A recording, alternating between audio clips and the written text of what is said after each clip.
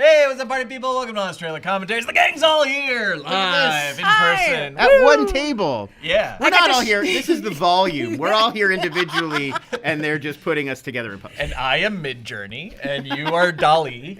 Clearly. I just like that the reflection on the TV looks like a J.J. Abrams lens flare. It does. Yeah, yes. we're getting some. Can we take down all of these lights and just do this in complete darkness? Thanks. We're here at Australia Commentaries. We're kind of talking about Mandalorian Season 3. It's not a Western anymore. I don't know why you're talking like that. It used to be. It was, yeah. Now it's the cameo carousel. Everyone hops on and then gets their own spin-off. So we're going to show the Honest trailer, talk about it, all of our deepest, darkest thoughts about it, and then show you some deleted scenes, do some questions, some Q&A about the show, or about us, about anything, about life. Want to see my scar? Want to see my scar? Want to know how Danielle got these scars? I don't know if you want to talk about that, but you can't. Wait until the end. That'll be a teaser. Danielle will tell you where she's been, what's been going on. And then we'll tease you next week's Honest trailer. It's a fun one, an unexpectedly fun one. Yeah, I don't think anybody expected this to be a fun one. But I did not think I was going to like this when the No. first trailer came up. I was very pleasantly surprised. Yeah. So all that and more, starting now. The Mandalorian season We're doing 3. one of those like Twitter, like all that in 5, 4, 3, It's like, 2. This is where we would pause for. The following Oh trailer shit! is Okay, rated yeah, S no, for- let's roll it. Yeah, let's keep going. Spoilers. Mandalorian. On the Lorian. On the Lorian. Got a baby Yoda. You've seen decades of Star Wars films and shows, all leading up to this moment. Or more likely, you bounced sometime around Rise of Skywalker in the Boba Fett show. Now, Yeah, pause. watch the franchise plot. When did the sparkle leave your eyes regarding Star Wars? Oh, I do think it was Book of Boba Fett because Okay, at some Book of- point I was just like, what are we doing here? All Like right. I like all of those characters. It was one of those ones where it's like, oh, you don't always have to go back. If there's no story there that you're itching to tell, if someone gives you an action figure and says, here, play with this doll, and tells you, like, how would you like to play with this doll? You don't have to. You don't have to. Yeah, have a story you want to tell. Which is kind of part of my problem with season 3 of Mandalorian. So yeah, where the bookends, because for me it was Rise of Skywalker. That one was like, oh, this world is just a branding exercise for Disney. They're just trying to make these for the sake of like playing down the exact direct middle of an imaginary, not even a fan, a consumer. Like this is a made for consumer film right now, and I don't know. Whatever magic George Lucas has conjured is fully dead and in the ground.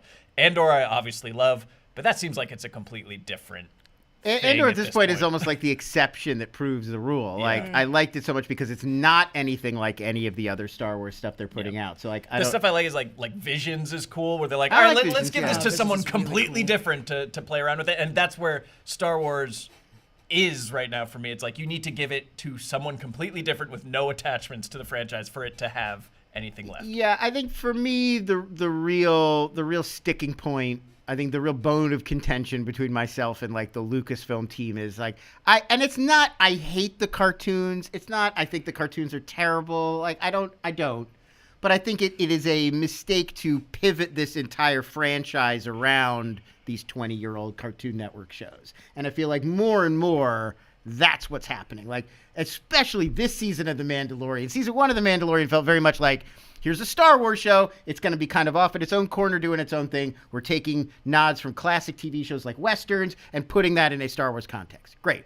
This season feels like, is a live action continuation of the cartoons. Like that, that's exclusively what And it I do feels think like. using the cartoons to draw from, because the cartoons are in turn drawing from Legends, right? They're drawing from the extended universe and stuff like that. Sure. And there's plenty of novels. Like, not too many of the cartoon characters are like Thrawn's from a book. Yeah, they took the old school expanded universe, and like that's no longer canon. But it definitely inspired a lot of what has come since. But this season of this show has the tone of a Cartoon Network series, right, yeah, more so than Mandalorian season 1, for example. Yeah. So fully. I mean, by the end of this season, when it's like the battle for Mandalore and these like my new Dark Trooper suit, and it's all the toy toys and the clothes and the costumes and the blasters, and it's like this is just the Cartoon Network shows, but done as a live action show. Yeah. Oh well. All right, keep going. Aimlessly along while Disney scans the galaxy for anyone to make them a decent movie again. It's gonna be a while, folks, and after this season, they might put Favreau in Carbonite too. Hey, Grogu, no. Give it no. Grogu, this isn't working for me. Same. The Mandalorian, Season 3. Bounty hunter turned Manny, Din Djarin, is back. And just like Star Wars fans, he's not 100% sure what he's still doing here. I thought you had completed your mission. In this grab bag of a season, with a That's such a little bit weird of scene. rejoining his church group. Din Djarin, you are redeemed. A bit about retaking planet Mandalore. It is time to retake Mandalore. A dash of dark cloning. A pinch of piracy. We're Pirate King Gorian Shard's men. Now you'll answer to him. And a Death Star's worth of real estate talk. There's a beautiful parcel available right down here by the flats. Let's move the trade district closer to the shipping terminals. Grief Karga has offered me a tract of land on his independent world. Hereby cede all land from the western lava flats to Bullock Canyon. I want to give I you don't this know what deed that is. to a cabin just outside of town. I can set you up with a prime tract over by the hot springs. Stop. Pause. There's more. I think we had to No, cut a few. yeah. This reminds me of like when you go to Vegas and you're in the hotels and someone's like, "Hey, we'll give you like a $20 gift certificate if you go listen to us do this presentation about." Oh, It's yeah, like he's getting offered a definitely timeshare. Yeah, timeshare, yeah. That's the main industry on Navarro is timeshares. Yeah. I'm not opposed to them going to episode of the week or like monster of the week or whatever, but it felt like it was kind of the worst of both worlds because they were it was just like a dark Andor, like a reverse of it, where they had these like 3-episode arcs, but they were sort of very unsatisfying, and the adventure of the week was corny and didn't really pay off.